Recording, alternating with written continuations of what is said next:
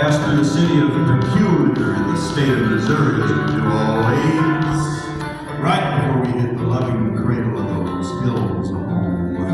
Let me tell you, friends, there's nothing odd about the city of Berkshire in the state of Missouri. Hell, you can pull out your Google box and look it up for your own damn self. You'll see that even the name has a boring-ass backstory. It's an old railroad town that turned into a suburb that began an exurb that turned into a certifiable grade A small town anywhere, everywhere, USA. I shouldn't have to tell denizens of western Massachusetts what an ugly little town looks like.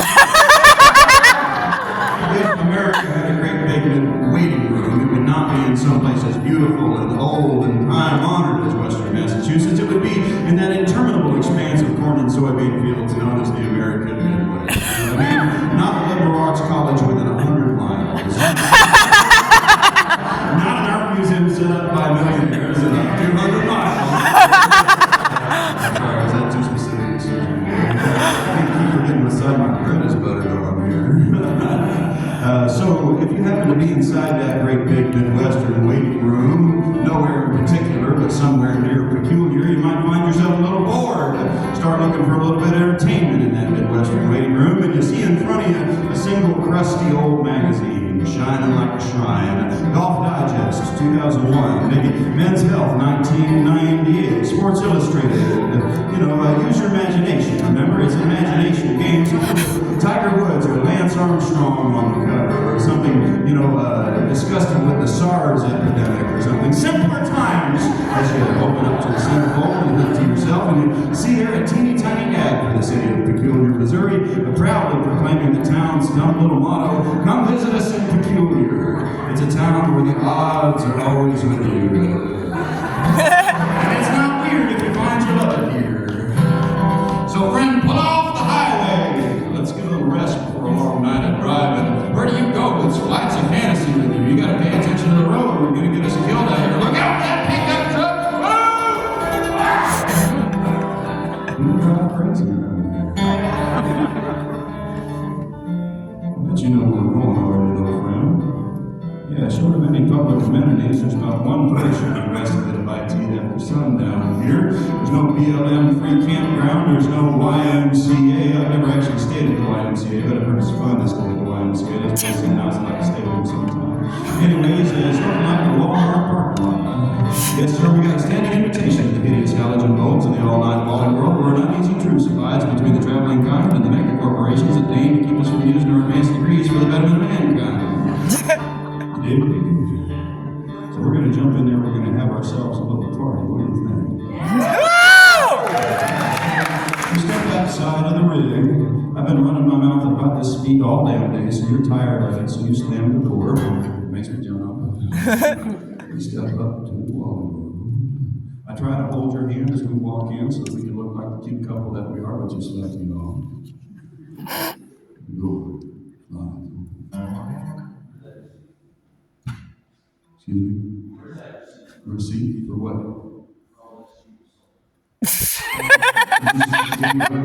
The next part of the song. It's coming in like a minute and a half. I'll go right to it and shut up. Step in the barn and the rest of the story, we'll give it up.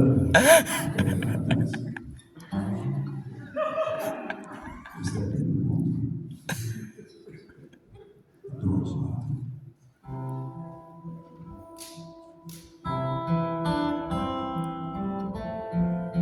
Last cool air hits us, and that sweet old man greets us.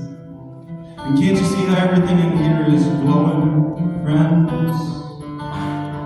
Resplendent with objects from China, Indonesia, Bangladesh, and beyond. So clean, so sweet, so friendly. Oh, friend, I'm no fan of the way every mom and pop coast to coast has been made into a superstore.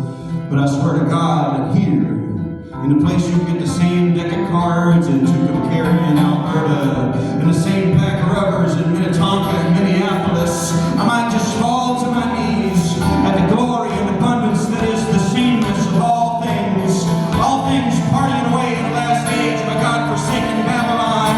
It's like waiting on the ocean to rise, like waiting for New York City and I to get swallowed up by the ocean, like we're waiting on our own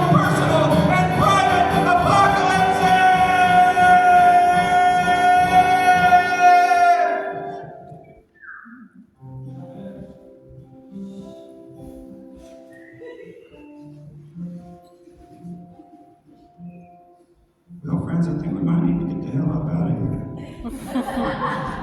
It seems like I'm having a come apart here in the cosmetics aisle.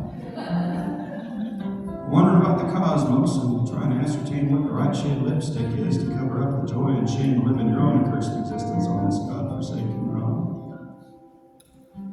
While we sit here and earnestly consider whether or not we're going to shoplift this coral-colored lipstick, we agree upon only mutual eye contact. Let us also briefly consider, friend, how we might be too much for the world, how we might not have done enough for the world, how we might be the last generation of people to have these marvelous middle-class lifestyles, staring down at a supercomputer that advertises at a speed so deeply inhuman that it would make our grandparents literally vomit from confusion. In the meantime, a bunch of people are over in the Democratic Republic of the Congo, whatever they're calling that non-country these days, where a bunch of kids are digging for a tiny piece of cobalt that goes inside of that supercomputer. Most of them wish they weren't born into this life of suffering at all, because God knows they're not getting paid anything. And in the meantime, I'm increasingly dissatisfied with being able to have anything that I want made out of plastic almost instantaneously. And we are inside of a Walmart, definitely not holding hands, just sort of waiting for the wars for oil to turn into wars for oil.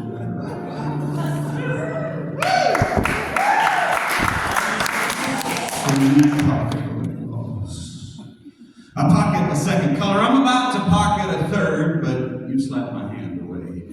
I'm kind of cheeky like that. Look towards the door. That ancient bastard is still standing over there. And he doesn't give a good goddamn if we shoplift because he doesn't make enough money to care. We run right past him. The door's locked and it's open. We step out into the tomb. And friend, that was when you turned to me. And you pointed upwards to a single shooting star directly in the center of the sky. And you took my hand and you said,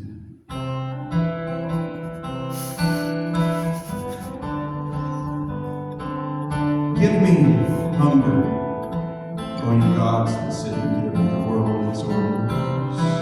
Give me hunger, pain, and want. Give me the shabbiest, weirdest time. But leave for me a little love, a voice to speak to at day's end, a hand to touch in the dark room, breaking up that long loneliness. In the dusk of the day shapes, let's be this one little wandering western star, thrust out from the changing shores of shadow.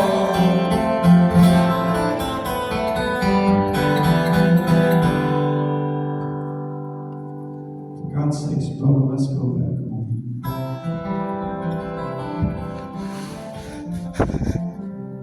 Peculiar's always going to be here, and we'll be going down Highway 70 westbound again before too long anyway. Maybe you let me drive the last leg of this one, friend. I'd like to sit and look out the window. Maybe try on this lip gloss. I sure wish I knew what we were supposed to do with ourselves. Get any bright ideas over there and sleep doesn't take care. I sure hope you let me